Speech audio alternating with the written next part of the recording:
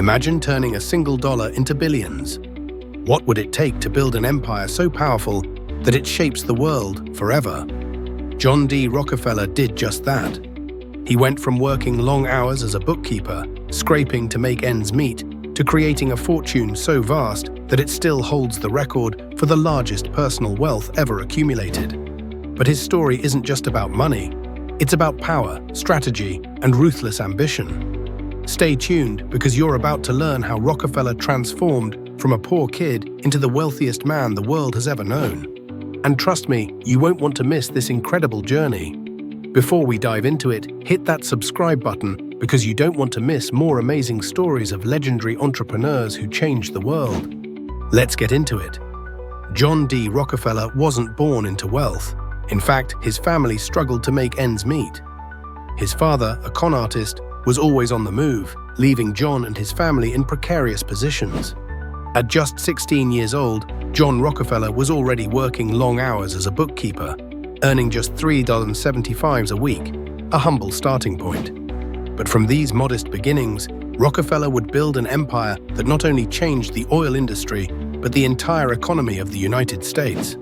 In this video, we'll dive into how Rockefeller went from a small-town kid to a towering figure of wealth and influence, amassing a fortune so vast that even today, his financial legacy remains unmatched. Make sure to watch till the end. Trust me, you'll be amazed at how his strategy worked. And if you're enjoying the story so far, don't forget to hit that subscribe button and join our community for more incredible success stories. Rockefeller's rise to power wasn't some overnight success. It started with hard work, determination, and a very clear vision. He didn't just want to make a living, he wanted to dominate. At 16, Rockefeller got his first job as a bookkeeper, a position that would teach him everything he needed to know about money, business, and how to grow wealth. He quickly learned that the key to success wasn't just about making money, but about controlling it. It wasn't long before John partnered with another man, Samuel Andrews, and they started a small oil refinery. This was his first step into the oil industry. By 1863, Rockefeller realized that the oil business was booming, and there was an untapped gold mine in refining. He could see what others couldn't. Oil was the future, and while others saw competition, Rockefeller saw an opportunity to dominate. Before we move on to how he took over the oil industry, take a second to subscribe if you're excited to learn how Rockefeller built the foundation for his future empire. By 1870, Rockefeller had managed to pull together a small group of investors to form Standard Oil. At the time, the oil industry was filled with uncertainty, competition, and inefficiencies. Refining oil was messy, and prices fluctuated wildly. But Rockefeller had a brilliant idea: horizontal integration. Instead of competing with other refineries, Rockefeller bought them. He absorbed the competition. In just a few short years, Standard Oil became the largest oil refining company in the world.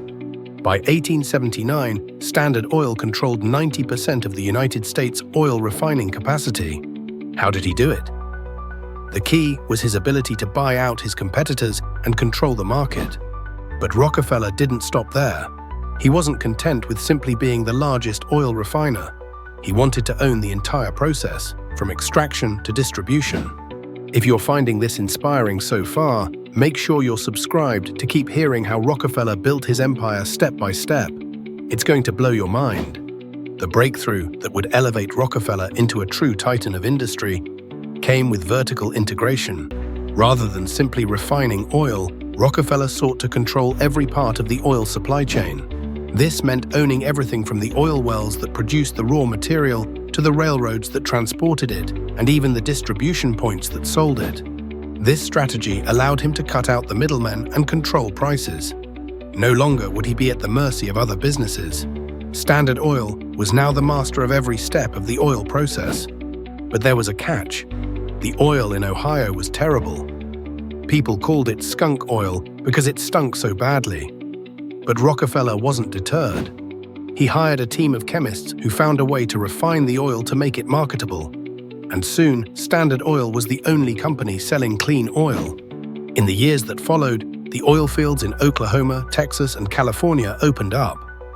Thanks to Rockefeller's groundwork, Standard Oil was in the perfect position to dominate these new markets as well. This is where Rockefeller's wealth began to skyrocket. And guess what? You're about to hear how the automobile boom played a massive role in turning him into the world's wealthiest man. Don't forget to hit subscribe if you're enjoying the journey so far. The next chapter is going to be a game changer. At the same time that Standard Oil was exploding in size, the automobile revolution was taking over the world. Gasoline, once considered a waste byproduct of refining, became the most valuable product on the market. Now, Rockefeller's refining processes could not only turn a profit on kerosene, but also on gasoline. The demand for fuel skyrocketed, and Standard Oil was perfectly positioned to profit from the growth of the automobile industry. As the United States entered into an economic depression in 1893, most businesses struggled to stay afloat, but not Rockefeller. His empire was built on a foundation of diversification, control, and unprecedented market share. While others were losing everything, Rockefeller's wealth grew. At this point, Rockefeller had not only transformed the oil industry, but had become a symbol of wealth, power, and control. But what would he do next? John D Rockefeller wasn't content just ruling the oil industry. He set his sights on steel, and more specifically, on the man who ruled the steel industry, Andrew Carnegie. But Carnegie wasn't just another rival. Carnegie had a massive head start, and his steel mills were making him a fortune. Still, Rockefeller saw an opportunity. By buying up high-quality iron ore from the Mesabi Range in Minnesota, he could supply Carnegie's competitors with the raw material they needed for steel production. Soon, Rockefeller's iron ore mines were feeding steel mills all over the country. And the rumor mill started spinning. Was Rockefeller planning to build his own steel mill? If he did, it would be a direct challenge to Carnegie's dominance. But instead of directly competing with Carnegie, Rockefeller did something brilliant. He made a deal. Carnegie would buy iron ore from Rockefeller's mines, and in exchange, he would give Rockefeller exclusive transportation rights for his shipments. The deal kept both men wealthy and reduced competition between the two giants. This strategic partnership was key to Rockefeller's continued growth, and it made him an even more influential player in the American economy. Fast forward a few years, and J.P. Morgan, the richest banker in America, saw a huge opportunity to unite Rockefeller's iron ore empire with Carnegie's steel mills.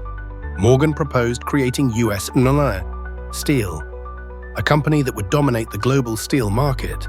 Rockefeller agreed to sell his iron ore business to Morgan, and in return, he received a massive stake in the new U.S. Steel Corporation. The deal made Rockefeller even richer, and U.S. Steel became the first billion-dollar company in history. By the time Standard Oil was broken up, Rockefeller had amassed a fortune of over $200 million from his investments in U.S. Steel, and his wealth continued to grow thanks to his stakes in other industries. By the time John D Rockefeller retired, he was the wealthiest man in the world. But instead of enjoying his billions for himself, he decided to give it away. Through his Rockefeller Foundation, John D Rockefeller donated over $540 million to medical research, education, and poverty alleviation. His donations helped eradicate diseases like hookworm and yellow fever, and his philanthropic efforts laid the groundwork for modern public health initiatives. Rockefeller's legacy isn't just about the money he made. It's about the lives he touched and the systems he built that continue to shape the world today. And there you have it, the incredible journey of how John D Rockefeller went from a poor kid in Cleveland to the wealthiest man the world has ever known. His story is one of vision, strategy, and the power of relentless ambition. If you want to hear more stories like this, make sure to subscribe and join us for future videos where we dive into the lives of more extraordinary figures who changed the world. Thank you for watching, and we'll see you in the next video.